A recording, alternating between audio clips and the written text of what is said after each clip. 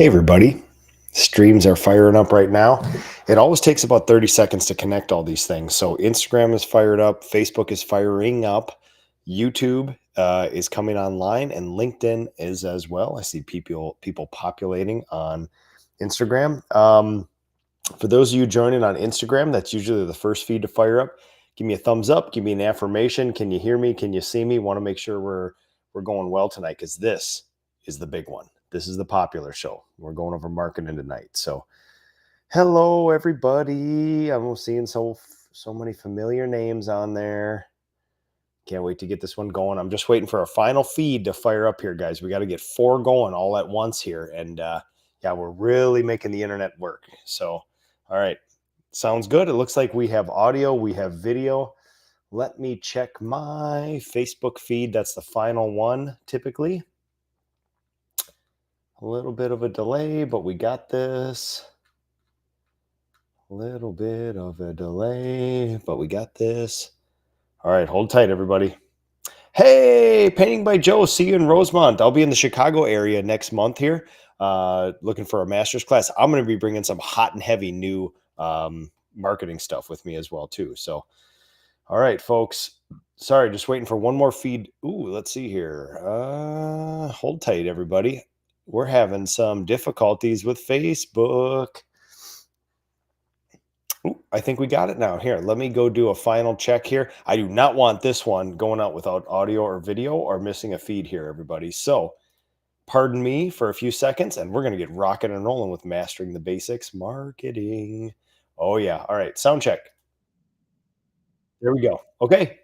All right, folks, let me just get this out and about. I'm going to share a little bit. I would ask you guys to do the same here. I would absolutely love that. So let's get in here. Let's share. All right, everybody. Hey, I'm Nick Slavic. I'm the proprietor of the Nick Slavic Painting and Restoration Company. I'm also the host of this show, Ask a Painter Live. It is a weekly live Facebook, Instagram, LinkedIn, YouTube show where we talk about the life of a master craftsperson and a paint business entrepreneur. So I'm already seeing all the feeds populate. We got tons of people watching here. I took a brief break from the Mastering the Basics series last week because we were at the Expo. I'm seeing people's names here. Anthony K, Justin Dubois, and many others that were there with me at the Expo. Folks, what can you say about the Expo at the Broadmoor? That was literally one of the best times I've ever had in my life. There's other ways to have fun, but there's no way to have more fun than what that was. So tonight, we took a brief intermission. We did Ask a Chairman last time. I answered questions in front of a 1,000-person crowd last time. And today we're going to continue the Mastering the Basics series. We are going to be doing marketing tonight. Let me pull up my schedule here. We're going to be doing human resources next time. So really this is more like, standards and deliverables and like job descriptions, all this. It feels unsexy, but oh my God, once you get into it, it's so good. So next week's will be human resources. Then we're doing financials and goal tracking, which honestly, in the past, my job costing show has typically been the most popular show of the year, minus a few guests here and there. But this marketing one tonight, it's going to be something else. We're going to use some Chat GPT and get this thing going. Then we have some lead management accountability, LMA, and then we have some personal development, and then we kind of have a wrap-up show. So I have the entire schedule posted on the Facebook one here. Everybody on Instagram, you're going to get my email address. You're going to get everything later. Here's the deal. Here's what I promised you guys. I don't have anything to sell you, right? I'm the board chair of the PCA, the Painting Contractors Association. I host this show. Our benevolent PCA underwrites this show for you guys so that all this information can get out there for free. I'm going to give you my email address. In the Facebook feed, it's already in there. In the Instagram feed, I pop it in there later. If you email me and say, I saw show number, what are we on, 453, the marketing show, I will send you my marketing tracker, which I'm going to show you later. You put your leads in there, you put your costs in there, it'll show you return on investment, cost per estimate, cost per completed job, all the things I'm going to show you today. Why is this show popular? All right. The economy has changed, and I'm going to show you data and feelings to prove that. A short 12 to 24 months ago, all anybody cared about was where's all the people? Where's all the good people? I can't find any labor. I'm just getting overrun with leads. Guess what, folks? The economy has changed. I'm going to show you exactly why. I'm going to show you what has changed. And I'm going to show you what I did differently last year to overcome that. And then marketing has now become the most popular thing in our industry. Go to all the Facebook forums for painters. Now, where do you get those leads? Marketing agencies, this and that. I have thoughts. I've been collecting a lot of data for a lot of years. And then finally, I'll give you a little teaser here. Recognize this? This is ChatGPT, baby. This is artificial intelligence. I'm going to show you. Now, I'm not a very smart person when it comes to this stuff. I don't claim to understand how it works, but I can tell you what, I have what you call metadata, right? You see this spreadsheet? This is one 1,300 line spreadsheet I have of data from my clients, right? I have 17 years of this in various forms, piles and piles of these. What is another name for that spreadsheet? That metadata, it's called a learning model. What does artificial intelligence learn on? Learning models, large language models. You feed it raw data and then you query it like a database, like a CRM, and then it gives you things. So I'm going to show you how I came up with my 2025 marketing plan based on all the simple data that I collect using my marketing tracker, which I'll give you, and feed it into this bad boy right here. We are at the knife's edge of technology here and saving time. So let's talk about some PCA events. I see Natalie Newbert, good friend Natalie Newbert there, asking about where the next Expo is. It is in February 2026, Orlando, baby, backed by insanely popular demand. All the new 2025 events are up on the actual PCA's website. You can see this here. We have Craftsmanship in the spring, and then in the fall, PCA in Espanol, residential, women in paint, commercial, and then, of course, the Expo. We're going to Coronado for commercial. We're going to San Antonio for residential, and for PCA in Espanol, we're going to Nashville, Tennessee for women in paint, and we're going to Annapolis, Maryland for craftsmanship. So look forward to seeing all of you there. This is going to be a hell of a year for events, folks. So let's not lose sight of that. And all right, here we go. Tons of people on IG, tons of people on Facebook. I will say this right now. There's going to be a big show, everybody. Oh my God, Natalie, tell your dad, Mr. Newbert, he's actually a past guest on our show here. Tell him we should go to Orlando. You should actually go. I haven't seen the Newberts there in a while. You guys are very inspirational to me in my younger years of joining the PCA. I would love to see you guys back there. I'd like to shake your guys' hands again because you guys taught me a lot of stuff early on. Actually, I was recounting to the Expo here that we just went to. That was my 10th Expo. I think I met you guys at my first Expo. So it's been a long time. So, all right, I'm not going to make you guys wait any longer. Like this show, follow Ask a Painter, share it in your story, share it in your feed, get it into the Painter Facebook groups, and let's do this, folks. We got a mini master's class tonight about marketing. This has been a sleepy master's class for a lot of years. Up until this last 2 years, I've always tracked a lot of marketing data, but honestly, leads were a little easy to come by. Easier than labor, I should say. But now that the economy flipped, we're going to do some rock'em sock'em robots out there, and we're going to have to earn it. So here we go. I present to you guys, my faithful followers, the Ask a Painter Live Mastering the Basics, show number 4 in a series of 8 or 9, marketing. How do you find all the leads you need to run a professional business? I will aim for probably 1,600 to 1,700 leads this year. I'm going to show you exactly how we're going to get them, how we're going to pay for them, and what we're going to do with them when we get them. Here we go. All right. When I went to college, I was actually told by a professor, 90% of your marketing is wasted. You just don't know which 90%. That is becoming less and less true as we go on here, right? Before, you used to put an ad out in a newspaper and you kind of knew where it went. You didn't really know how people consumed it. There's kind of a lag time, give or take, because there's could be daily newspapers, weekly newspapers, bi-weekly newspapers. What you're seeing here is a graph of all of my completed jobs from last year, all over the Twin Cities metro, right? It is not true anymore. In a scant 20 years, what my professors taught me in college is not true.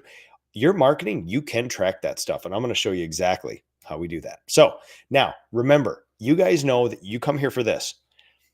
I can tell you very specific things. I spend this amount of much on a postcard and I send it to these places, this and that. But the problem is you need to learn the reason behind it. Teach a person to fish, right? Instead of hand them a fish, that sort of thing. So way up high, macro, you have to think about it this way. You can solve problems in your business with time, with money, or with both. If you are a small business, new to business, I would urge you to use your time. You have more time than money. If you're growing a business, you're going to have to put some money in there because you're going to outstrip your word of mouth, repeat, and referral clients, all the free leads, right? If you're slow and steady, if you had one employee a year for 10 years and grow, you might be able to just go on word of mouth all the way up to $1 million, give or take. But if you go from zero past $500,000 in annual revenue up to $1 million in somewhere between 2 and 5 years, you're going to outstrip any of this word of mouth, and you're going to need to pay for leads. And I'm going to show you how to do it. Remember, marketing is a game of consistency, not extreme. I will tell you this. I have a gap in my schedule next week. What marketing agency should I use? You have failed. You have absolutely failed. This should be an activity you do daily, weekly, monthly. You should never stop. You can do more of it. You can do less of it, but don't you ever stop. There should be a weekly, at least minimum rhythm of marketing stuff. Now, it doesn't have to mean redoing your website or putting out postcards. It can literally be going to your Google profile, Google Maps profile, a Google business profile, and just updating it with pictures, right? It can be posting organically on social media. Those are all marketing efforts, right? Here's the coolest thing about this. I'm going to show you a lot of data today, but the data is simple, it's straightforward, and the best part is, folks, already exists. This stuff is already in your business, right? People call you. People go through your website and ask you for an estimate. That's a lead, right? They heard about you somewhere. Are you asking them where they heard about you? You should be. That's one of the main things I do on my website. You pay for this marketing if you pay for marketing. That exists too. Competent, world-class companies that I look up to take this data that already exists, organizes it in a way where they can make really good decisions. So I'm going to pause right here for a second. A good year for the painting industry. Oh, Jimmy Coolman. Hey, from Facebook. How's the lead coming? How's the leads this year? Will it be a good year for the painting industry? It'll be a good year for professional painting companies. It will be a horrible year if you don't have a separate checking account, you don't have a website, you don't have a Google business listing, you don't have insurance, you don't job costs, you don't track your leads, you don't have job descriptions, you don't have an employee manual, and you don't have a repeatable system of estimating. You don't have standard operating procedures. Any year could be a good year for a professional painting company. There's always opportunities, right? Every year is a bad year for an unprofessional painting company. That is a true statement. So sometimes the economy can shift it to where it's easier to get leads or easier to get labor, but it's not, to me, it's not good or bad. It's just different. And we've been on about a 15 to 17 year tailwind of leads being pretty good, labor a little harder to find. The last 24 months, it's flipped, which means I just recruited. We got between 80 and 100 applicants. I spent almost no money. I had to turn applicants away. We had so many. That hasn't happened in 10 years. But we spent a lot more time on marketing. So Jimmy, great question. I absolutely love that. You guys can ask me any amount of questions you want on Instagram, on Facebook, on LinkedIn, on YouTube. An enormous amount of people watching right now. Let's get to this. Everybody asks me through my email, what do you use for a CRM? And my first question then back to you is, what do you think a CRM is and what problems are you trying to solve? Typically, the answer is, well, I just need to know what to charge for painting projects and I need a software to help me estimate. That is not a CRM, everybody. A CRM is a customer relationship management tool, right? It is a database. I was trained in this crap way back when. Microsoft, I even forget the name of it, but it had a purple icon. It is a database. You enter in a whole bunch of information, then you ask it questions, just like you do with ChatGPT. Show me all the people who sent in a estimate inquiry in June of 2022. And of those people, how many people asked for decks? You put enough data in these things, you can query them for things like that. How many estimates did we do in Q3 of 2024 and did not get, right? That's the way you can manage a customer relationship. You can then send them a reminder, right? Things like that.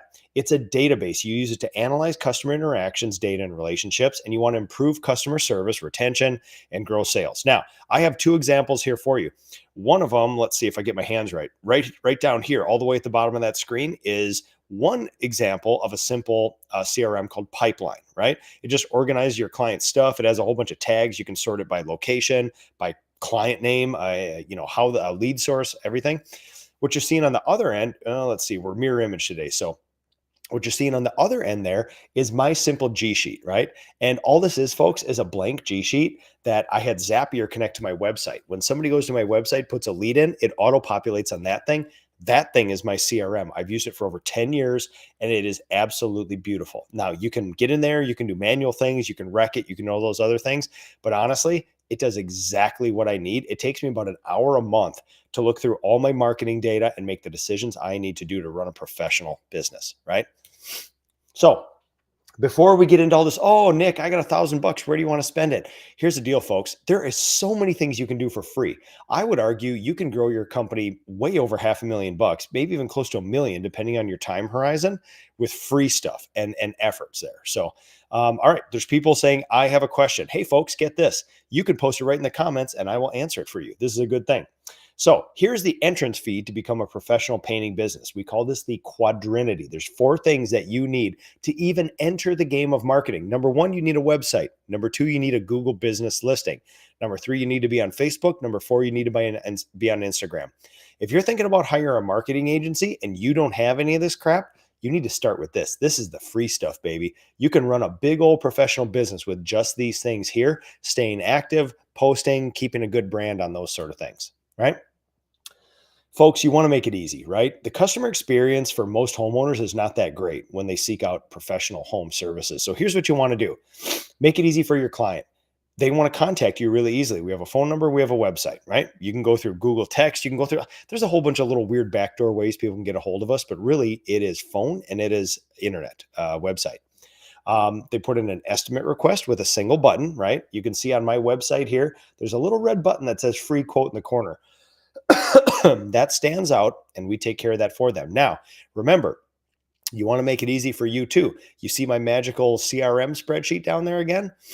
When somebody goes to my website, Google autofills all that stuff. Couldn't be easier, except for 2 things. There's a drop-down menu that says, where did you hear about us? And it lists my 10 to 13 forms of marketing, right? And they have to pick one, right? And then they need to describe their job to see if it's a good fit for us. So you make it easy for them. You make it easy for you. You have all your metadata right down here that you can use for marketing purposes later. How do you judge success? Before we jump into all this stuff, folks, there are so many wives' tales. There are so many misconceptions. There are so many shysters out there in the marketing world, right? Here's what I'm not interested in. What people call traditional ROI, return on investment. So here's the deal. Here's a scenario. I paid $10,000 and got $40,000 worth of projects. So that's a 4x ROI. No, you paid $400 per completed project. So a $1,500 project equals 27% cost of marketing, which is way overboard. If you get a $10,000 project, that's a 4% cost of marketing, which is pretty low, right? So you have to consider, ROI is a very surface level number that sometimes can be very misleading. And a lot of marketing agencies can use it to mislead their clients. You have to look at marketing as a percentage of revenue, right? That's the next one. ROI is just how many dollars did I get per dollar spend? That doesn't really tell you everything you need to know. There's a whole bunch of other questions that somebody like me would ask. Then you have to ask yourself, well, hey, listen, what's the next level of stuff? Then you start needing to looking at what is the cost of that stuff and what is it is as a percentage of revenue. Then you need to start looking into 3 other things, which we're going to look into later, which is cost per lead, cost per estimate, and then cost per completed job. Because cost per lead, people can trick you with, I got $50 leads, but if none of them turn into jobs, it might as well be $1 million a lead. It might as well be 0. Who cares? If you're out there wasting your time on estimates that never convert, it's not worth it to you. Also, reach, views, and impressions. I hear a lot of people bragging about, oh man, I reached 50,000 people. I got 1.3 million impressions on this post or this video or something like this. That's great, man. I deal in that. I'm an influencer on the internet in this space right here. If I wanted to really boast or brag or pump up my numbers, there's analytics that I could find to say reach. How many accounts did I touch? How many minutes? How many this and that? And it sounds great. But in the end, did you actually change anybody's lives? Did you actually get an estimate? Did somebody actually ingratiate themselves with your brand? It's all about what actually comes of it, not just how far you reach, right? Now, the last part is something I want everybody to think critical of. Let's say you start up with a marketing agency and they say, hey, yeah, Nick, it's going to be $5,000 a month to do all your meta ads, give or take. And then they say, hey, over Christmas, let's run a 15% discount, right? So what they're doing is they're taking your money, asking you to spend more because of a discount to make their numbers better, right? Typically what I would do is say, listen, why don't you throw in another 15% to see if the leads go up? right? Why don't you offer that discount? If anybody takes these jobs, you pay the difference, that 10 or 15%. They would probably not do that, right? So then why would you? So here's the deal. I'm not truly opposed to discounts. I do them occasionally as experiments so I can share them with you. But here's the deal, folks. Most painting companies run out of 10 to 15% best case scenario true net profit. So if you give a 10 to 15% discount on a project, essentially what are you? You are a nonprofit. You are a nonprofit. If you give a discount to somebody, you may only think it's 10 or 15%, but you literally aren't making any money, right? You cannot run a business that way. And especially when you're already paying a marketing agency to do that. And then they say, well, throw in another 15% off this job. Well, if you sell a job for 100 grand and it's 15% off, you just helped out that marketing company $15,000. That's a big deal. You can do a lot of marketing for 15,000. I want you guys to be critical about these numbers. The true numbers that I go off of are cost per lead, cost per estimate, and cost per completed job. And you want to see the conversion rate through those. You want to see a low cost per lead, and you want to see those actually translate into jobs. So, levels of marketing analysis. This is what we're going to do. Level 1, leads. Level 2, estimate. Level 3, completed jobs. Why? You want to analyze this because even week by week, day by day, month by month, quarter by quarter, you can be switching your stuff. Oh my God, my newspaper is absolutely killing it. I'm gonna put a little more in a newspaper, right? Or go into the next town's newspaper. Or oh my God, for 3 years, Google AdWords has not been paying off. I'm shifting my Google AdWords over to flyers or door hangers or things like that. You have to know this stuff. You can't go by feelings, right? So here we go. Let's talk about the first level of marketing analysis. And folks, at the end of this, remember, I'm going to give you my email address at the end of this, and I will send you my packet of marketing resources, a lot of the stuff you see right here. So let's see. Scanning for questions. Don't want to blow past anybody. Okay, I think we're good. So here's what you need for cost per lead. You need to figure out how many leads you have. You need to figure out the source of the leads and the cost of marketing. Again, these three things already exist, whether you know them or not. They're floating around your business. And then what you see is an example of one of the graphs I use to graph leads per week in my business. So here's that spreadsheet again that you can call kind of a dumb CRM, but it's a G sheet that's attached via Zapier to my website. And so every time somebody makes an inquiry through my website, it gets logged there. When somebody makes a Google voice call to my company, it gets logged there as well too. So it's kind of like my end all and be all of anybody who contacts me for an estimate. This is the single source of truth. And I query this for that. So, okay. So leads. This is a graph of different types of sources that people can find me through and a series of months. And then what I do is I break it down. This is pretty easy, folks. I just did this for January, actually, where we have January. And you basically go down and through that CRM I showed you, that spreadsheet, or however you collect these things. I've even manually counted these. It takes you about 15 minutes to do this, right? And you enter them in there, right? And then it auto calculates what percentage of your leads are here. So then what you can find out is like on this one, oh my God, January of 2 years ago, 52% of my leads came from flyers. Holy mama, that's a lot. Now you can say, great, that it got me a lot of leads, but you could also see it as a threat of saying, oh my God, if that thing goes away or changes or becomes ineffective now, half my leads could be going away. And now we want to figure out the cost, right? So here's our leads on the left-hand side, our percentage of marketing, the number of leads per each one, right? Total down here, and then the expense for each one. I believe this is a quarter, probably a year ago, 2 years ago. I just took a snippet from my marketing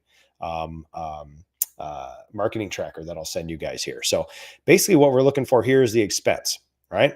So we have leads, we have percentage of marketing, we have total leads, and then we have expense, and then we have cost per lead. So basically what you do is cost divided by leads will give you this, right? So now when you look at this, you can start saying, you can on a level playing field, which marketing, if somebody calls for an estimate, what is the least expensive way for somebody to do that? So you can look on here and there's a whole bunch of zeros, right? Previous client, that doesn't cost any money. I mean, it's brand awareness. It's doing a good job. Our vans, I put the wrapping expense. We keep our vans for like 5, 6, 7 years. And I put the expense down in vehicle. I don't put it in marketing because it's a lump sum. But what we're looking here is web search. You know, you're probably talking AdWords, $81 a lead. 71 for Facebook. Email marketing, $30 a lead. That's great. We started email marketing about 3 years ago like this. And so you can see, oh my God, $30 a lead. We got 10 leads. Now, the problem is we may not be able to scale that up because you only have so many addresses, things like that. So level 2, now we know cost per lead. This is the first thing. Now, what a lot of people will say is, oh my God, oh wait, no, go back. Let's say, oh my God, cost per lead, $30. This is great. The problem is you only got 10 leads out of that, right? You can't grow business off that. That's why diversification is a big deal. So now cost per lead is the first interesting number, but you now have to look towards cost per estimate because those have to translate to estimates. And then those estimates have to translate to jobs. So we're going to follow along here to step 2 and to step 3. And again, remember folks, I'm kind of going through these quick. This is a mini master's class. There's colorful spreadsheets. I know it's hard to comprehend sometimes. When I look at other people's spreadsheets, it's a little tougher for me. But here's the deal, folks. All this stuff exists. You're just basically figuring out how many leads did I get? Where did they come from? And what did it cost me for each one? Again, I cannot drill this in better. All this stuff exists right now in your business. You do not need to create any of this. All of this exists. You need to just grab it and put it on one single source of truth, right? So cost per estimate, we already have our leads. We have our source of our leads because it comes from my website. We have our cost of marketing because we have to pay for that stuff that shows up on our P&L and our checkbook and our credit cards. Now we need our estimate and sales tracker, right? So now we look at how many of those turned into estimates. So we go to the next level here. This portion has already been calculated in level 1. Now here's my sales tracker, which I will give you on the next Mastering the Basics, right?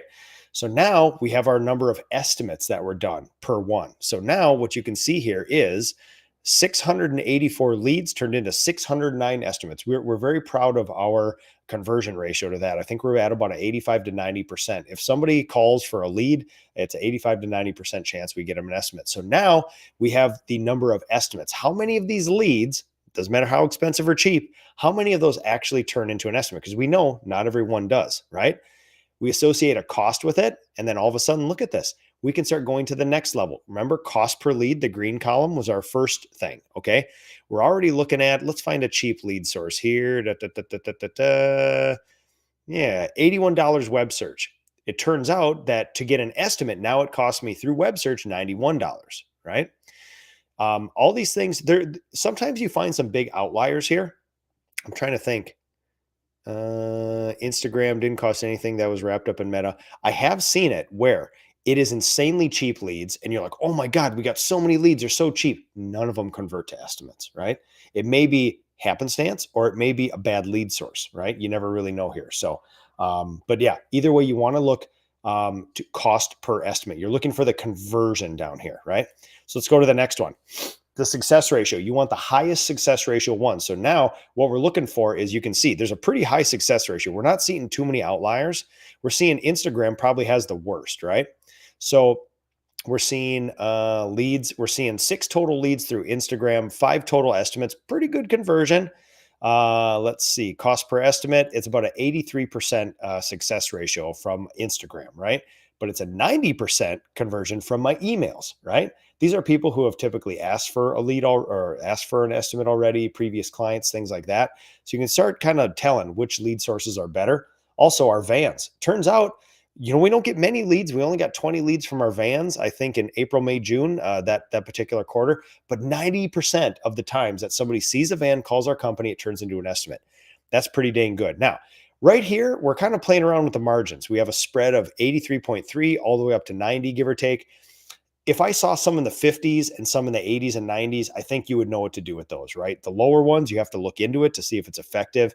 If you're doing everything you can, it's just not a great lead source. They're not turning into that. Now, if they're free, right, and don't cost you a lot of money, who cares? It doesn't really matter. But if you're paying for those suckers and they don't turn into estimates, that lets you know where to allocate your dollars, right? You see the 90s and then you see the 83%. So level 3, now we've done cost per lead, cost per estimate, and now we're going to go cost per completed job. This is the end all and be all. I don't see too many people talking about this. I certainly don't see marketing agencies do this. I wish they would do this because literally I've had people work with me before, send me leads, and they'll say, oh my God, we got you $82 leads. I'll say, yeah, I only got, well, you sent me 45 leads. I only got one job out of it. That job, that $5,600 job cost me $7,200. So in essence, you can get me all the cheap leads you want, but every time I do one of your jobs from your leads, it costs me money That is the worst thing you could possibly do. I'm paying the marketing agency, I'm paying the client, and all this other stuff. So cost per completed job. So we already have leads. We already have the source of leads. We already have the cost of marketing, right? We already have our estimate and sales tracker to figure out how many of these turned into actual estimates. The final thing in this is job costing, which in another subsequent Mastering the Basics, the financial one, I will give you my job costing template as well. This is the end all and be all.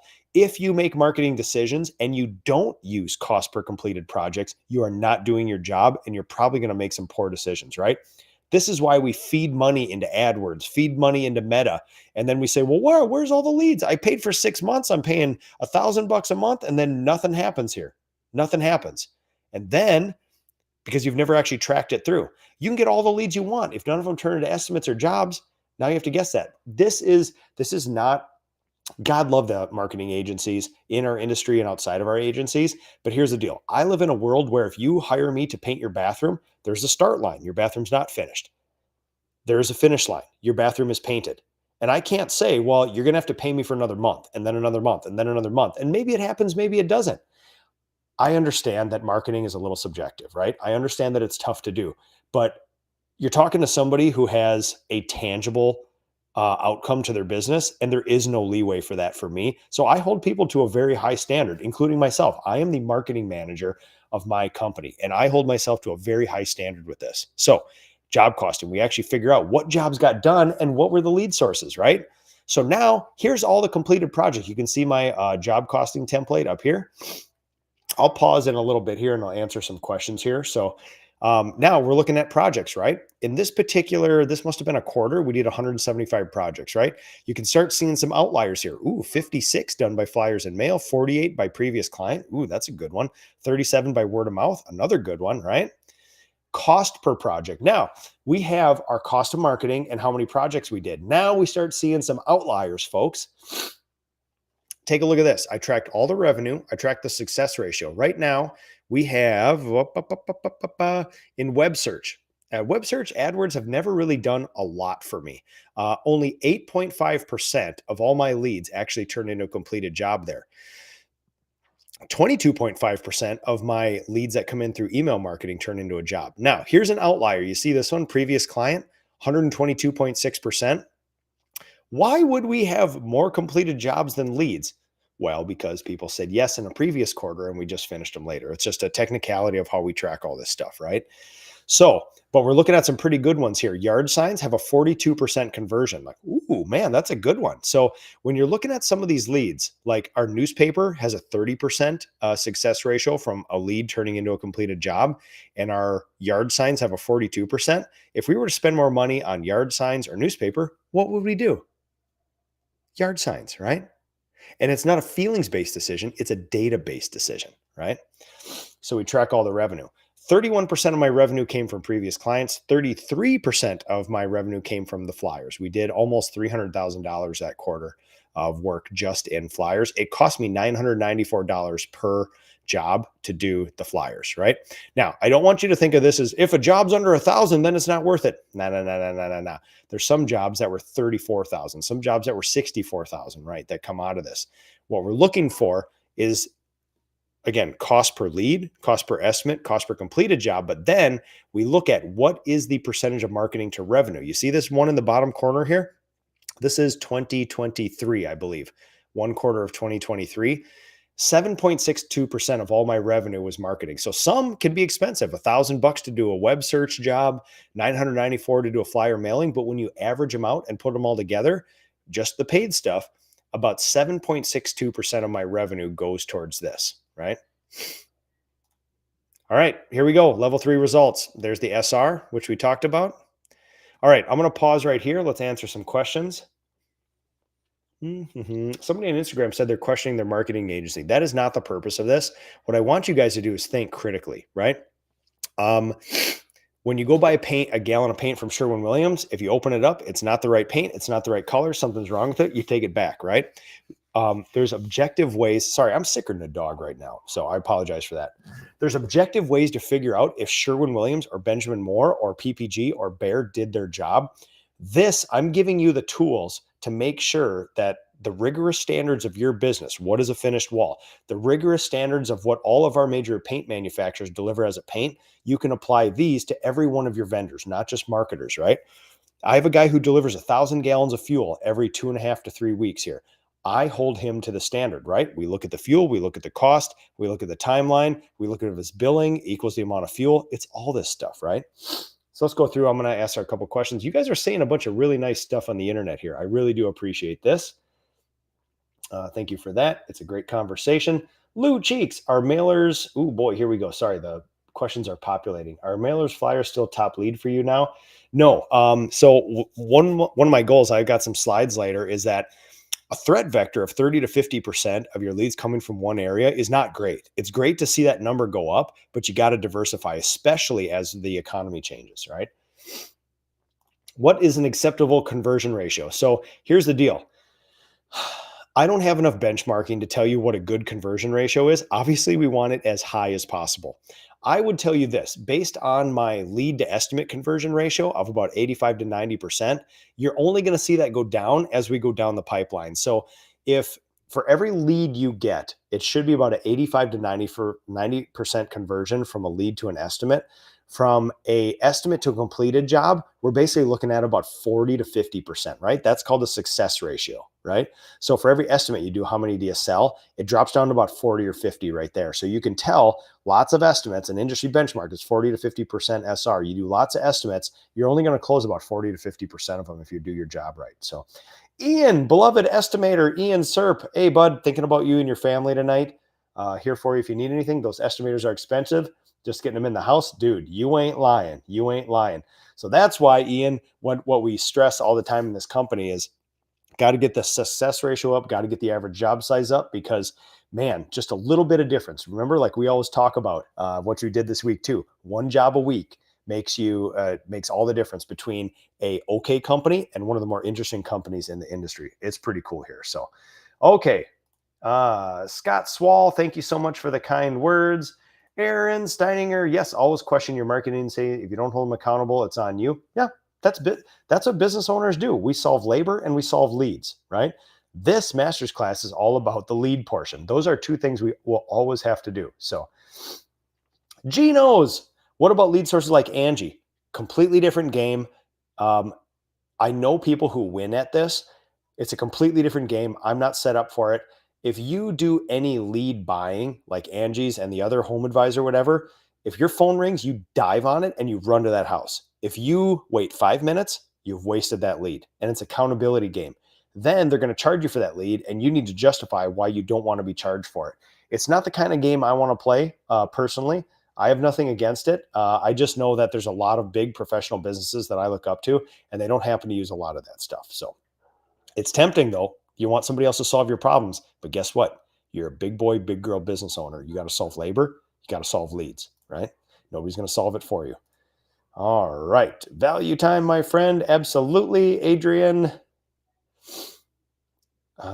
Thank you so much for all the kind words, everybody. I do appreciate this. Travis Krieg on Instagram. Is 7% of your revenue about standard for marketing budget? No, it is not. My personal goal, I would love to see my business at 3.5%. Internal benchmark, I shoot for 5. I end up getting about 6.5, 6.73%, I think was last year. You're going to have to push it towards 10 if you want to grow. But again, guys, just spending 10% of your revenue on marketing isn't going to automatically make you grow. You need to actually spend it where the conversion ratio from lead to estimate to complete a job is there. And you're never going to know that unless you do this. And you cannot do this sort of thing at the end of the year. Okay. All right. There's two types of marketing channels: low cost and non-scalable, right?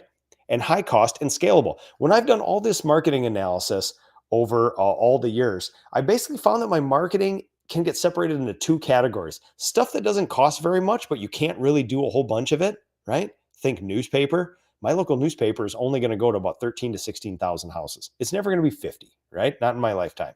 Then there's high cost and scalable. You have things that do cost a ton of money, but you can ramp them up. Google AdWords. You want to market to 9 billion people on earth? You can. It's going to cost you though, right? My local newspaper cannot do that. So here's a typical breakdown. Green would be high cost and scalable. Pink would be low cost, non-scalable, right? So if I was on the board of directors of my own painting company and I saw that, oh my God, previous clients, or excuse me, word of mouth, it didn't cost you anything. And it created 20% of your revenue. Oh my God, that's wonderful. No cost of marketing. Why don't you get out there and increase word of mouth stuff? Now, listen, there's things you can do, right? You can be nice to customers. You can ask them for referrals. You can do all that, but it's not something you can control, right? If you want to double your marketing or double your leads next year by word of mouth, it's going to be really hard to do. If you want to double your leads by Meta, you could probably do that. You can probably do that, right? So this is the way I think about a lot of this stuff, which is you need this entire mix, right? People look for the silver bullet. I did, right? 2 years ago, I wanted a simple marketing plan that relied on one source of marketing, one vendor, knock it out and do it. The problem is with every source of marketing, there's diminishing returns. You're going to spend, spend, spend. And after a certain dollar amount, you're not going to get one more lead. Through all of this, I determined where that was for most of these things, and I stopped there and then invested into other things. And now what we have is somewhere between a 9 and 13 point marketing channel sort of thing here. And yeah, it's diversity wins, folks. But I want you to think about marketing as stuff that doesn't cost much, but you can't really scale it, and stuff that costs a ton, but you can scale. You need that mix to bring that total cost of marketing down, right? All right. CB Painting and Reno, is it worth using your ads to narrow the funnel faster, pre-qualified? Oh, dude. So I might get spicy here. I'm not pushing back. I know a lot of people who do this. I do not pre-qualify my leads, folks. I don't have a vendetta against my clients. I've seen some painters do some pretty wicked stuff towards clients. Well, listen, I'm not coming out to your house unless you know this is a sold job. Dude, you offered a free estimate. You got to give it to them. So now this is not you, CB Painting and Reno, but I will say this. At a company my size, you got to be careful to pre-qualify. Let me tell you what my pre-qualifying system is for my business. Number one, did you ask for an estimate? Right? Number two, are you in my location, our service area? Number three, are you asking for something we do? Number four, can you agree to a time and a date for an estimate? That's all we do. I am not a psychologist. I've never had one substantive discussion about somebody's budget. I know they preach this stuff in sales school and sales training. Well, let's determine a budget to see if we're in the right. Dude, we charge what we charge. You can take it or leave it. I know what I need to run my business. And I also know that sales, and at least in the home service business, is actually kind of transactional. As much as we make it relational, as we love these people, we want to do their thing. I believe a third of the people will always buy from you. A third of the people will never buy from you, and you might be able to sway the other third. So for me, trying to determine their budget, it goes a lot like this, CB Painting and Reno. This is the conversation I envision. I have no idea what concrete costs. I don't know how concrete works. I don't understand anything about it, right? I know I have some, all right? If I want my concrete driveway redone and I call a concrete company up and they show up and say, well, Nick, what's your budget? Two thoughts in my head are, if I say something too low, they're going to say, oh, I don't think we're going to be a good fit. It's like, well, wait a second. Yeah, I don't even know the price. If you say too high, then they'll be like, oh, yeah, we'll do that right there. Whatever you said, we're going to do that. And now you feel taken advantage of. So most of the people, you have to understand, if you're trying to pre-qualify people based on how much money they have or whether they're going to buy or not, I don't think any of us are smart enough to do that, if I'm being honest. If you feel you're world class at this and you can actually determine that with certainty and data, I need to talk to you. I've never met anybody who can do this. The problem is the people we talk to have no idea what these projects cost, right? It's going to be more than they think. That is for dang sure. I've never done a home service project that was like, wow, that was cheap and easy. Everything costs more. Everything takes more time. So I have empathy towards my clients. I also know what I need to charge for my business. So let's talk about marketing budget. We just did this over here. Get your questions ready, get your comments ready. Also, at the end of the show, I will give you my email address and I will send you my marketing tracker and some other resources. So here we go, folks. Industry benchmark, they say about 3.5%. I don't know many companies that keep marketing budget to 3.5% of revenue, give or take. My internal benchmark, oh man, I shoot for 5, but really I think I ended up last year at about 6.6, 6.7. If you want to do growth, you're probably going to have to push it past 6 to 10%. That's a commonly held benchmark in the industry, but 6 to 10% of revenue spent on marketing doesn't necessarily guarantee your growth though. So that's a problem. Now, I looked out there in other industries. 54% of all businesses say that they spent 6% or less on marketing, give or take. So there's a benchmark for you. Now you can see Nick Slavic Painting and Restoration, my company, 2022, 6.7, 2023, 7.1, 2024, 6.6. Pretty good. And those are kind of growing years right there too. So it's a good time.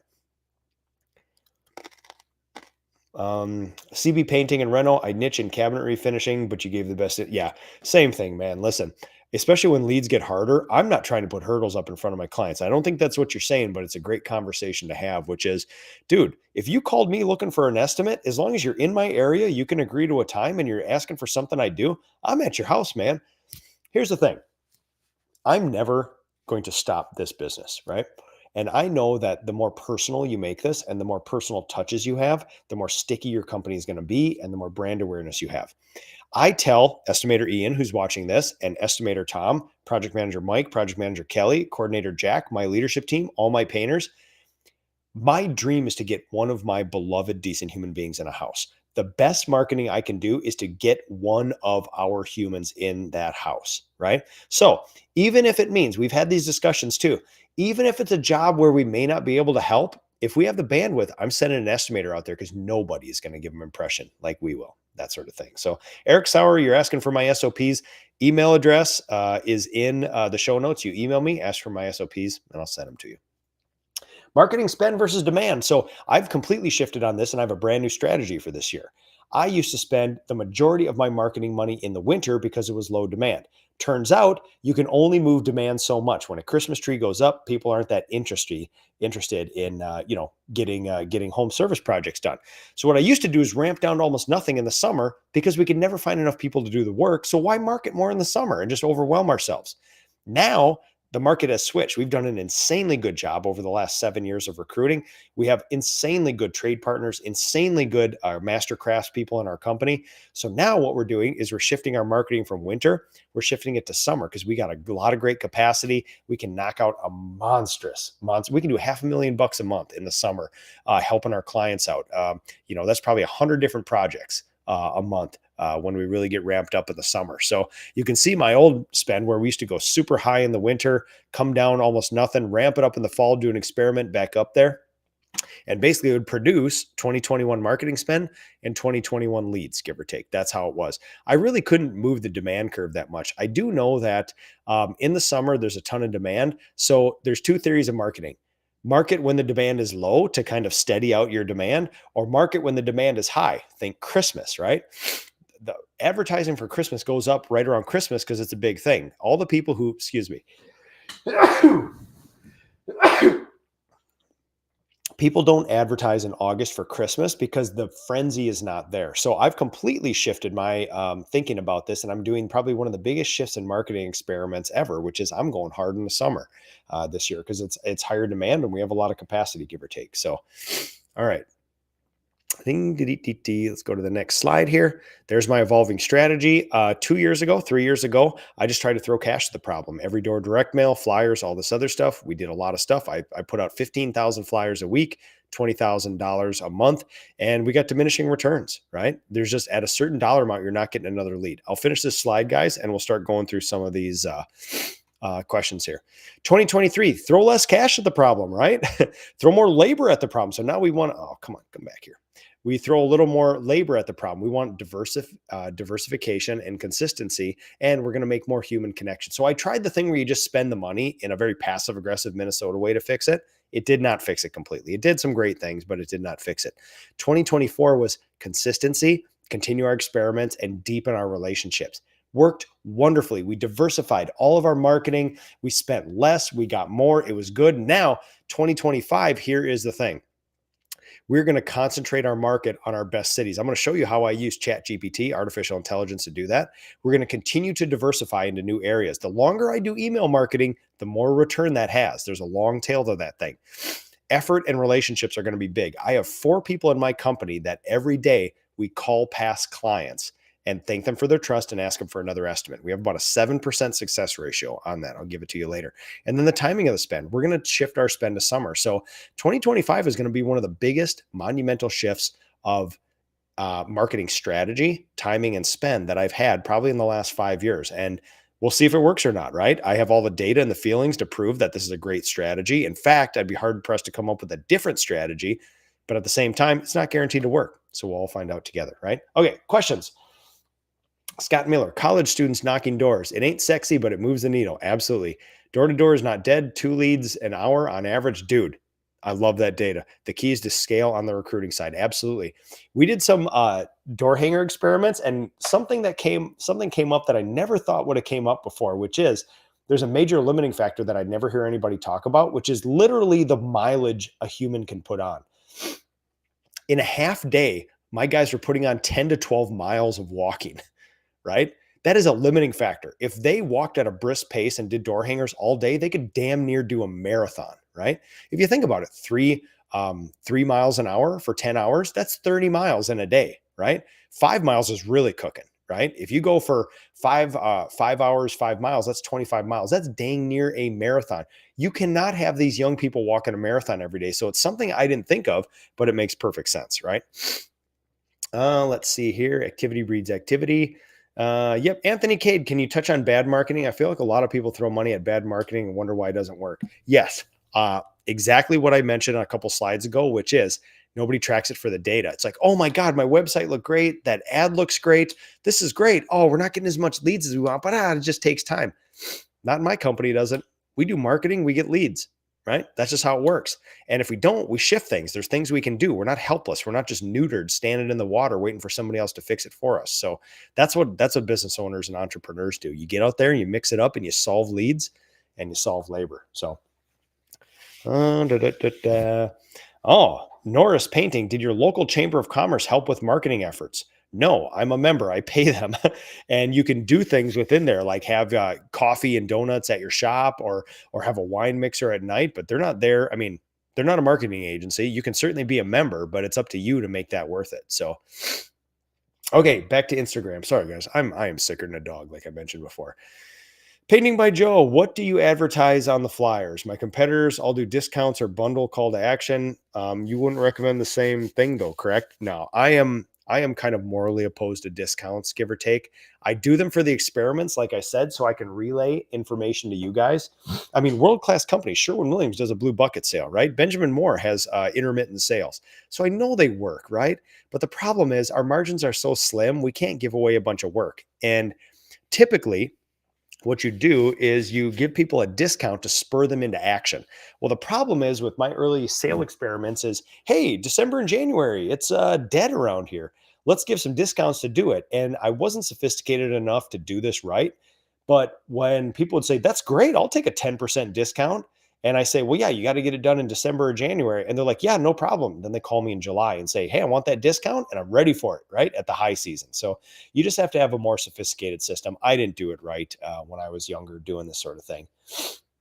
Call to action is, I mean, I don't know. I don't really have a big call. I mean, I have my phone number and a website on there. I don't, for better or for worse, I don't do or understand or agree with a lot of the common sales parlance, either selling a job or marketing or other things.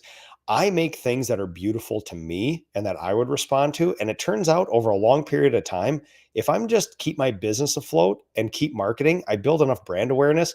I don't know if any of my marketing is any good. It has to be because it works. But also, I always wonder, and I always want to check myself, which is if I just took a black and white flyer and just put Nick, I paint, phone number in that, I wonder if I would still get work, right? Not because I'm a genius marketer, but because there's so few good companies out there and it's so hard to find them that I think I and other professional home service contractors get work just because we exist and we're not crooks, if I'm being honest. Not always going to be that way. So let's see. Jimmy Coleman, I do 10 door hangers for each job we start. I've always heard that peppering strategy. You do a job, you do the door hangers around there. It's a great strategy if you can do it. The problem is I can't get my painters to do it. And who's going to do it then, right? That's a lot. I mean, we might have, 8 to 15 jobs a week going on here. And that would be somebody's part-time job, just going around putting those door hangers up. So when we do door hangers, we typically just make a street team, go out in summer and just hammer. Hammer, hammer, hammer. Okay, last question, then we'll keep going here. Travis Krieg, would you spend money to market your business towards new employees rather than leads if your roadblock is labor shortage, or is that a recruiting strategy? Yes, I do both, right? Um, the good part is, like I mentioned, it used to cost me 5 grand to get one mediocre or two mediocre candidates in the last 10 years. I spent $250 and I got 100 candidates. 23 which were probably worthy of a job, give or take. So again, I recruit leads, I recruit clients just like I recruit employees. It never stops. 4 times a year, I take on employees. Every day, I take on clients, right? But it never stops. You don't go looking for employees when you need them. You constantly have your pipeline full. You're constantly training. You're constantly bolstering your ranks, things like that. So, all right, let's keep on rocking and rolling here. My marketing rhythm, put your money where your mouth is, right? If you say, yeah, I'm doing some marketing, I'm not really getting any leads, and I will say, I've called people's bluff. Show me on your calendar where you're spending time to do marketing. With my week, there's probably between 2 and 3 hours of marketing time. I am the marketing manager of my company, and I have it segmented out in 2 different times throughout the week. And in that calendar thing, I actually have my to-do list, my SOP. I start at the bottom and I start ticking things off as I go down twice a week. Sometimes I'm very productive and get through it. Sometimes I barely get through it. Sometimes I need to do big things, but either way, I start ticking off. So basically, every week, there's about 13 little touches I do all over the place. And that, done consistently over a long time horizon, seems to be a very successful strategy. So let's talk about right now, right? It's February in the upper Midwest. It is a tough time for leads for most home service businesses. What can we do right now? I will tell you. So, client reactivation. This is something that we have ramped up in recent years a lot. So, you guys remember this? Oh, you guys remember this? This is one 1,300 line spreadsheet of people who have called me, got an estimate, and had a job completed.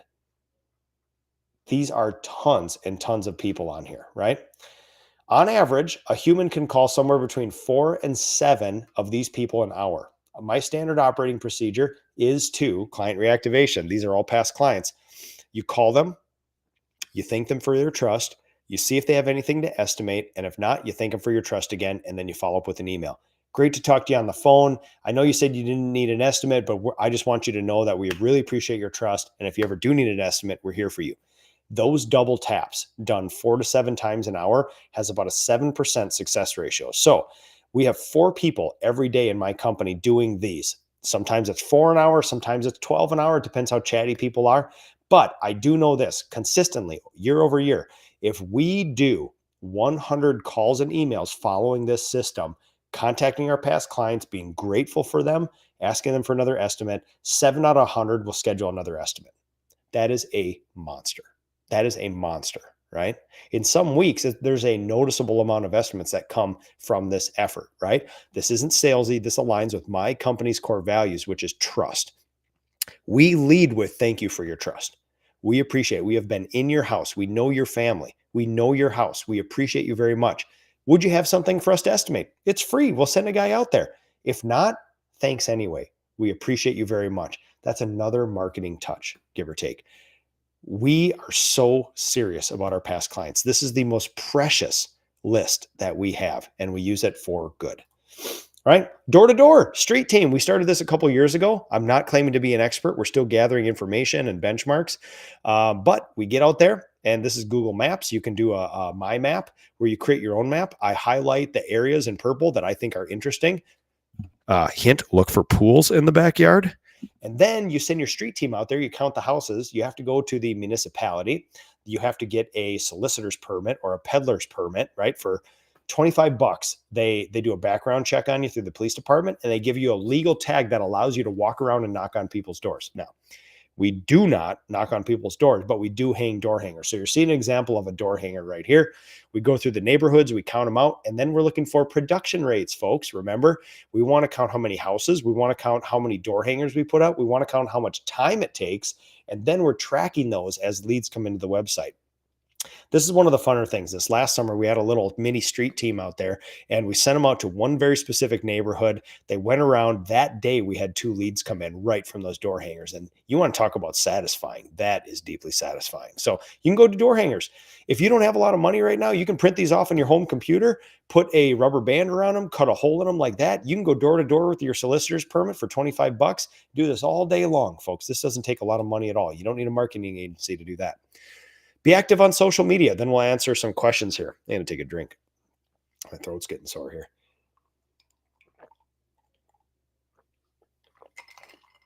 Okay, so be active on social media. What you're looking at here is, let's see, I can actually bring this up for you. This is Meta Posts. You can actually schedule out 45 days of posts. This is my actual page right here. You can go out and I can show you how far I've scheduled out ads here. Or posts, you can see that I have a post a day on Instagram and Facebook. And you can see that runs. I've scheduled all these out. I picked the pictures. I put the taglines in them. Let's take a look at this one. Preview that post. There it is right there. I put all this in here.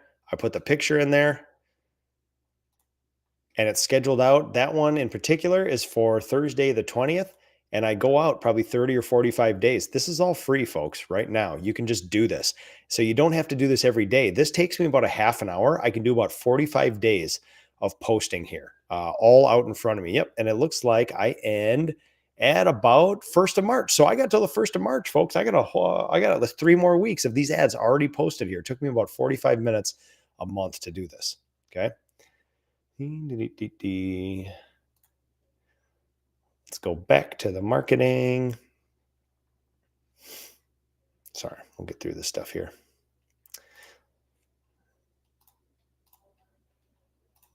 All right, so you can just be active on social media. You don't need to even pay for ads. Just get out there and post, right? Email marketing. This has been something I've been jazzed up over because we got thousands and thousands of clients' email addresses, and very carefully, tentatively, we're rolling out these very kind of cool looking emails that look good on mobile, look good on your regular PC. And as far as I can tell, we got open ratios in the low 40s. About 42% of all the emails I sent out get answered, opened. And there's about a 0.2, 0.3, 0.4, 0.5% click ratio. So about a half of 1% of all the people that go through one of those emails actually go to my website, put in an inquiry. So I will show you if we have 6,000 email addresses, 6,000 times 0.005, that's 30 leads right there.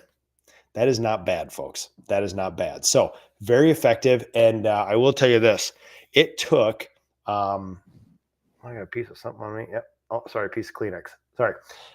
It took me about 6 months of sending 2 emails a week before anybody responded to one. So again, that's something that costs about $100 a month, depending on your contact size. And yeah, you just have to do it over a long time horizon, right? So we were a $3 million company before we started email marketing. And yeah, again, I slogged it out for 6 months. 6 months is 26 weeks to a week. I sent out 52 very tailored emails just like this over 6 months before anybody responded to one. So consistency pays off. Update your Google listing. Lots going on with Google and reviews right now, but doesn't mean you can't get up there, upload pictures, images, respond to all your reviews. Being active on Google on your business listing is a big, big deal here. So direct mail. This is something that I've really leaned into the science of over the last probably 4 or 5 years here. It's a very expensive form of marketing, but it's been a very effective form of marketing in my company. So basically we do something called EDDM, every door direct mail through the United States Postal Service. It's a federal agency that you can partner with. Right now, if you just print off a bunch of flyers, you cannot go to mailboxes and put them in. That is a crime. Even if you have a peddler's permit. If you sign up with the EDDM service through the United States Postal Service and you follow all the regulations, your postal routes, you mark your stuff, you bundle them right, you drop them off at the right postal service, a federal mail carrier has to put one of your flyers in every single one of the mailboxes on their route. You're partnering with the federal government for your marketing. It's kind of an interesting thing. So much science to it, so much art to it.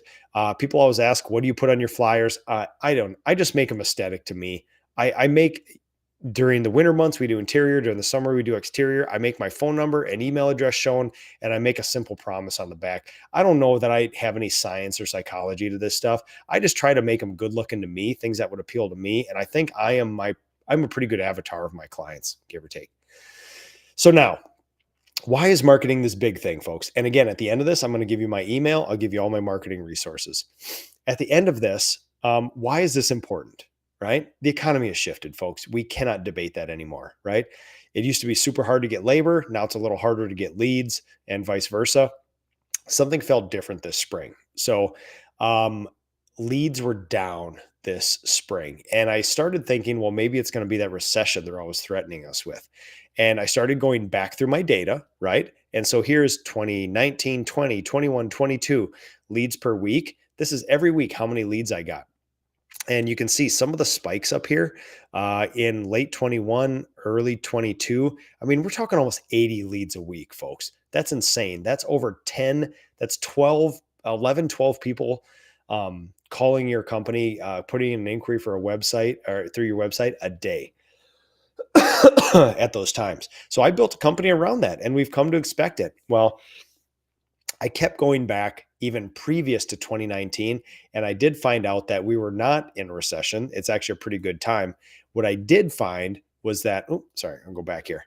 What I did find, though, that my leads per week tracked the United States gross domestic product. The gross domestic product is basically everything we produce, right? And my company followed that pretty closely. So what you're looking at here is a graph of the gross domestic product. All the way on the left, this little portion here is the year I started my business, right? What happened there? Great recession, housing crisis, huge unemployment. GDP took a monster hit. Look at this, bigger than COVID. Bigger than COVID. We think COVID was the end times. The year or two I started my business, there has never been a worse economy in modern history, right? I just didn't know it. Now, we went back up after that, right? The government does some stuff. It gets it back up. Now, look at this. We're on this nice trend line, a whole bunch of years until 2019. 2020, COVID hits. We go precipitous down, precipitous up. And then look this, the trend line, we're right back where we were. We're right back where we were. So what this told me was we are not in a bad economy. We're back to where we were right before COVID.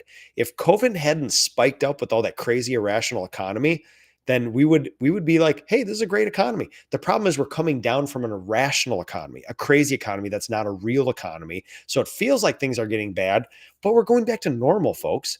We are going back to normal. So what does this mean for us? You're going to have to do some marketing and some recruiting, folks.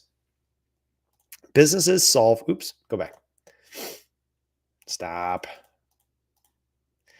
Businesses must solve these two things. And always, every day, every week, every month, every quarter, every year, you're going to have to spend some time getting leads, some time getting labor. Sometimes the universe gives you a situation where labor is super easy to find and leads are harder. And sometimes it's vice versa.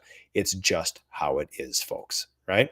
So marketing strategies, you can see flyers and mailers got up to about 44% of all my marketing leads and spend in 2023.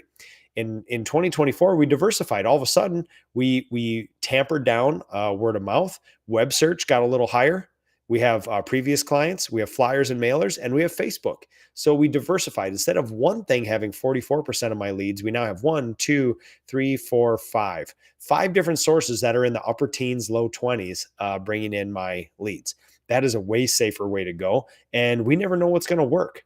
We never know what's going to work in the future. So now what you're looking at is something I've never showed anybody before. I was actually working on some of this today. I'm creating my operations manager dashboard here. And we're going for the next level stats, which is on my dashboard, I am going to be looking for the mix of paid versus unpaid leads, things like that. I want lead flow. I want to know what percentage I'm benchmarking, how many should be paid, should be unpaid, give or take. And I want to track that against my budget for the year.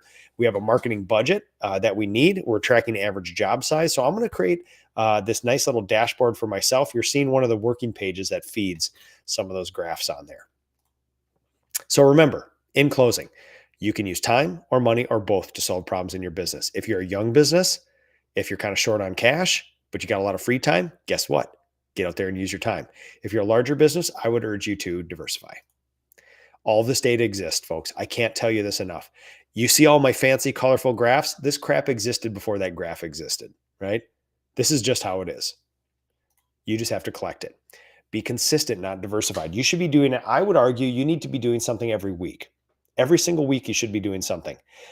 It could be 15 minutes of just scheduling out some posts. It could be updating your Google business profile, any of those things, but just getting out there and getting in the rhythm of, I always do this every day at this time or this week at this time, right? So perspective and advice. You want to be doing some experiments. You track the cost, you track the source, you track the outcome, job costing. You can see my experiments, which we did. Labor versus money. Remember, a good science experiment only changes one variable at a time, right? Don't forget about the intangibles, relationships, right? You can build a hell of a business on just relationships, right? I would argue you could do $500,000 worth of business just on friends, family, neighbors, community, acquaintances, things like that. Community involvement. You got to get out there and be part of your community. One of the best things I've ever done. I've been on my dang Economic Development Authority for 20 years, right? I was the commander of my Veterans of Foreign War for 15 years. I'm part of all my kids groups. I'm in community groups. Other than that, we're in the parade every year. All that stuff adds up, folks. It doesn't have to add up right away. It doesn't have to get a lead right away. But you being a substantial citizen, somebody who contributes to your community, your faith group, your kids' sports, things like that, is a big, big deal, right? You got to have a good reputation. Honestly, the most unsatisfying thing about all this is the reason we have 30 to 40% of our work coming in for free is because we have a good reputation, right? We're going to do $1.5 million worth of work that are basically word of mouth, repeat, and referral because we do good work. We do really good work and we take care of people like nobody else, right? Got to be easy to find, folks. Remember that quadrinity? Your website, your Google listing, your Facebook, and your Instagram. You got to have those. That's the new word of mouth nowadays. If you don't have those, you're dead in the water. It's so easy for people to find that stuff. And remember, I was able to do about 500K before I had to pay for marketing, mainly because we started growing the company real fast. So John Newbert, oh my God. John Newbert, good to see you, my friend. Past a guest of Ask a Painter, runs a very interesting business. Hope to see you at one of these PCA events this year. All right, last thing, folks. I'm going to give you a quick demo of ChatGPT. Sorry, I am a little under the weather, but I sure as hell am not going to complete my Ask a Painter mission. That is for dang sure. I'm just sitting down and talking. There is no excuse for that. So I'm going to give you guys a quick example here. I know we've been doing this for a while, but it's important for me to show you guys this because this is what I do for my business. So we have some metadata. We got a 1,300 line spreadsheet that I am going to download in Excel. I am going to feed this into ChatGPT. All right. Now, of this 1,300 line spreadsheet, these are just a random thing of leads from my business. I'm going to say, what is my top lead source? All right, it shows you a little preview of the spreadsheet. It's analyzing right here. Take time to blow my nose a little bit. Oh, come on, ChatGPT, keep up with me tonight.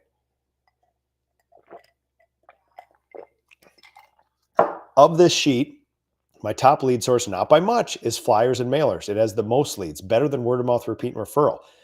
Facebook, not far behind. Web search, not far behind. Previous client, not far behind. Next one, you can keep going deeper with this stuff. What are my top 5 cities? You want to start talking about concentrated marketing and making your dollars go farther. Now we're getting interested.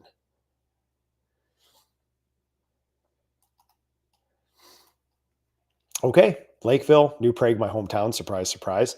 Prior Lake, Shakopee, and Chaska. So if a guy was to market to 5 towns, wonder where you would start, right? Next one. Within my top 5 cities, what is the best lead source for each city? So now you know your top 5 cities that you're most popular in for each city. What is the best lead source in there?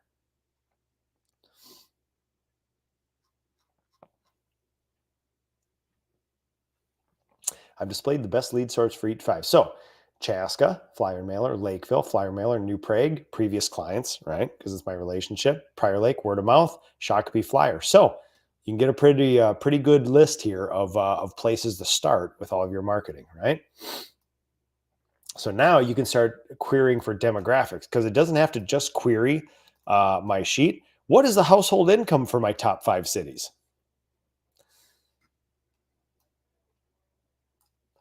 So now you can start creating an avatar of your clients, right?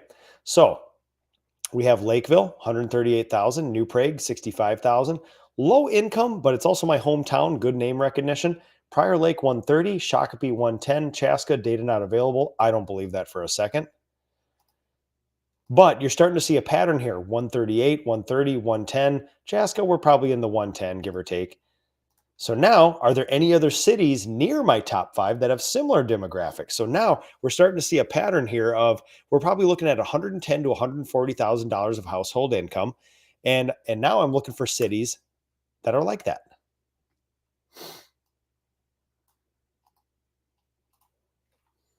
Oh, here we go. Savage. Here's the population. Burnsville, and then Eden Prairie. So those are other towns that we market to, but those are towns that are similar to that and near them. So now what's interesting, I've done this experiment with different sheets, probably about half a dozen times live in front of people. It does give slightly different answers every time. Now they're not crazy different, but it is slightly different. So you can tell this is a semi-live sort of thing. So now how many households in my top 5 cities, right? We're going to start building some idea of a marketing plan, right? Oh, data not available. All right. ChatGPT let me down here. This is the only time that it said the data is not available for these things. This is a very easy thing to find, and it gives it to me regularly. So now, based on this, what you can do then, if it would actually follow through and give me these, this is how I actually made my marketing plan for this year or confirmed it.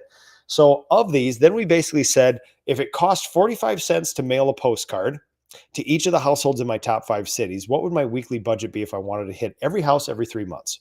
And it may give me an answer. I already know it already because this is my marketing budget. So, oh, look at that. Now it has households up there. Interesting. You just ask it a different way. So now it has this.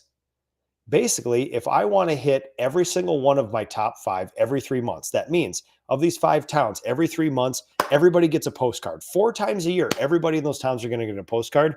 It's going to cost me $2,200 a week to do that, right?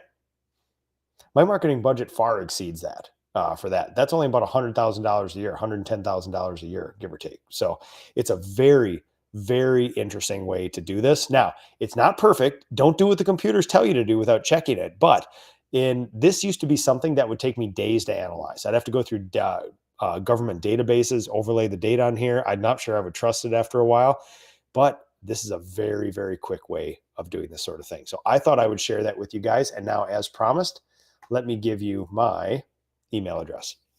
Here you are. You can email me. You ask for my marketing tracker. You say you tracker. You say you saw show number 453, the marketing show, and I will send you my marketing tracker and some other resources. Sam, Chat GPT is life-changing.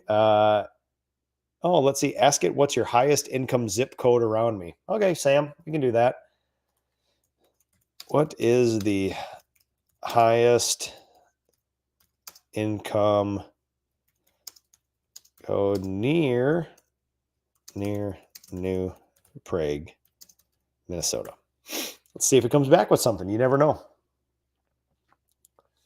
Based on the available zip data, Prior Lake has a median household of $140,000, right? Pretty good. Pretty good. All right, that's it. That's one of our favorite towns. So there's my email address. Let me see if we got any other questions. And I'm going to call her quits because it is a long show tonight, but a popular show. Just printed my first round of door-to-door flyers for spring. Awesome. Let's see. John Newbert, good to see you, my friend. Norris, Insanity. No, it's called Technology. Jordan Huff, have you ever tried Google Pay-Per-Click? It's been our number one lead source of leads for the last 5 years running. Wonder what your source. I've never really made this work very well. Jordan, you have my email address right here. Email me, and I would love to know more because, listen, I'm always open to the idea that just because it hasn't worked for me doesn't mean I've done it well. So give me your SOP. Give me some of your results. I would love to dig into that because, my God, would I love Google AdWords and pay-per-click and everything to work. Thanks for the information. Thanks for the gems. Super. Yeah, I hear you. I hear you. Matt Hyde. Oh, good to see you, Matt Hyde. Let's see. Jake Lee 805. What's your favorite painting podcast? Okay. My favorite painting podcast is Super Pretentious. It is a private podcast. It is not available to the public. It is from somebody I know and love in the industry that only sends it out to a couple people on Thursdays. You know who you are. I appreciate it deeply. And I feel very privileged to get it. I can't tell you what it is. I'm grateful to have it. I'm not going to ruin the opportunity. So that is a non-answer, but it is the right answer. And I appreciate you all very much. So thank you guys so much for all. Oh, also, Noah Cantor used to have a podcast, The Modern Craftsman. No, he hasn't put out a new episode in a while. Noah Cantor had one of the greatest, like, literative, narrative podcasts about the craft and about headspace and everything I've ever had. He stopped putting out episodes, but Noah Cantor, search up his podcast. Otherwise, you know who you are. The one I get every Thursday, I'm very grateful. Perhaps you guys will get some of that too someday, but right now it is a super pretentious private podcast that I get. So, all right, everybody, thank you. I do appreciate every single one of you guys. Email me for these resources. Right now, there are tons of people watching. Share this out on your story. Share this out in your feed. Share this in all the painter Facebook groups. You'd be doing the Lord's work for me. I'll get back to you guys in the next 48 hours. Everybody who emails me, I'll send you my templates. Small ask for you. But again, advice from a young craftsman, Omera Arpista. That is Noah Cantor's podcast. It is art. It is pure art. That's the one you can still track down, I believe. So, all right, everybody, I got to go to bed now. I got to recover. We got a big day tomorrow. So thank you, everybody out there. This is the joy of a lifetime doing this with you. We'll see you at the PCA events and look forward to seeing you in my emails. See you, folks.